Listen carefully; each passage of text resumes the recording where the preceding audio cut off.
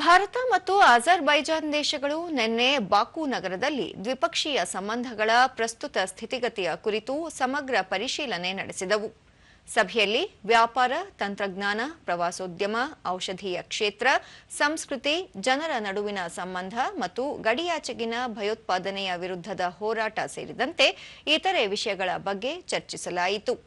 ಭಾರತದ ವಿದೇಶಾಂಗ ವ್ಯವಹಾರಗಳ ಸಚಿವಾಲಯದ ಕಾರ್ಯದರ್ಶಿ ಸಿಬಿ ಜಾರ್ಜ್ ಮತ್ತು ಅಜರ್ಬೈಜಾನ್ನ ಉಪ ವಿದೇಶಾಂಗ ಸಚಿವ ಎಲ್ನೂರ್ ಮನ್ಮುಡೋವ್ ಅವರು 6ನೇ ಸುತ್ತಿನ ಭಾರತ ಅಜರ್ಬೈಜಾನ್ ವಿದೇಶಾಂಗ ಕಚೇರಿ ಸಮಾಲೋಚನೆ ಸಹ ಅಧ್ಯಕ್ಷತೆಯನ್ನು ವಹಿಸಿದ್ದರು.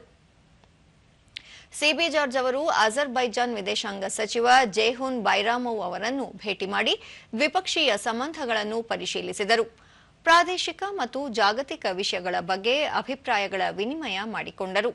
ಇದೇ ವೇಳೆ ಅಜರ್ಬೈಜಾನ್ ಅಧ್ಯಕ್ಷರ ವಿದೇಶಾಂಗ ನೀತಿ ಸಲಹೆಗಾರರಾದ ಹಿಕೈತ್ ಹಾಜಿಯೇವ್ ಅವರನ್ನು ಸಹ ಭೇಟಿ ಮಾಡಿ ಮಾತುಕತೆ ನಡೆಸಿದರು.